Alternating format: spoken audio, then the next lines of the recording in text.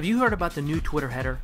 Watch this video to get the pros and cons of the new header, how to load it, and the best kept secret about the latest Twitter update. Tweet pages. Let's look at the pros and cons of the new Twitter header. First and foremost, it's mobile friendly.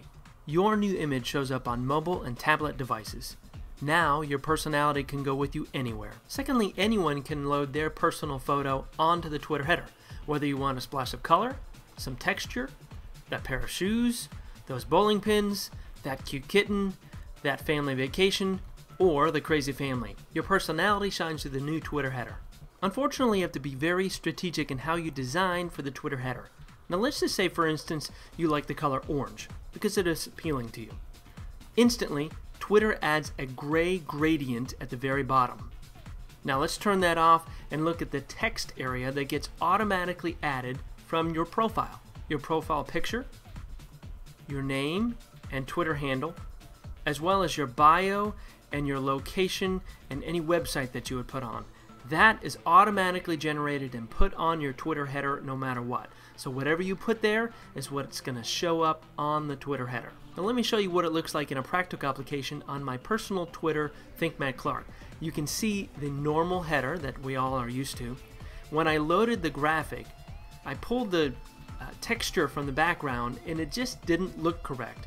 It looked kind of bland. So I decided to make it the same color here, and that would work. Then I decided to go a little bit crazier and have some more harebrained things coming out of my head, and I designed that. Now for tweet pages, we actually left the old header up because I liked it much better, and because of our colors are so bright, the gradient just distorted the color system that we wanted to use. Now even though tweet pages did not load the Twitter header, it still shows up on mobile devices. You see here that we have a gray charcoal background.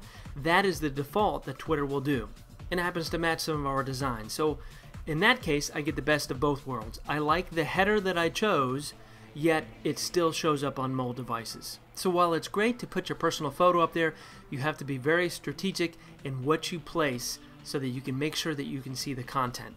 For each of our clients, we'll be going on a case-by-case basis, making sure that whatever we do fits their brand. Now let's quickly show you how to upload your Twitter header. First, find the gear settings in the right-hand corner and click on Settings. Then you'll click on Design and scroll down to find where the header is.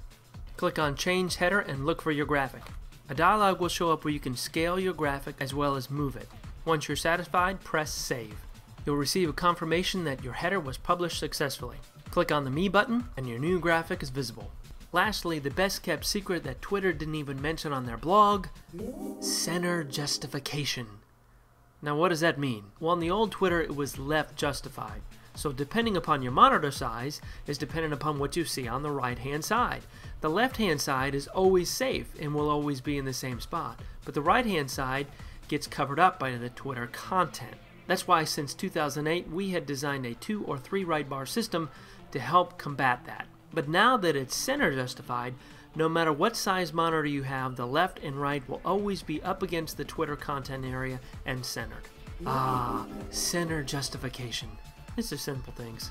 The bottom line is we get to create better designs for your Twitter background. Hey, I hope this helped. Remember to subscribe, fan, like, comment, and leave your feedback. I'm Matt Clark with tweetpages.com, and thanks for watching. Tweet pages.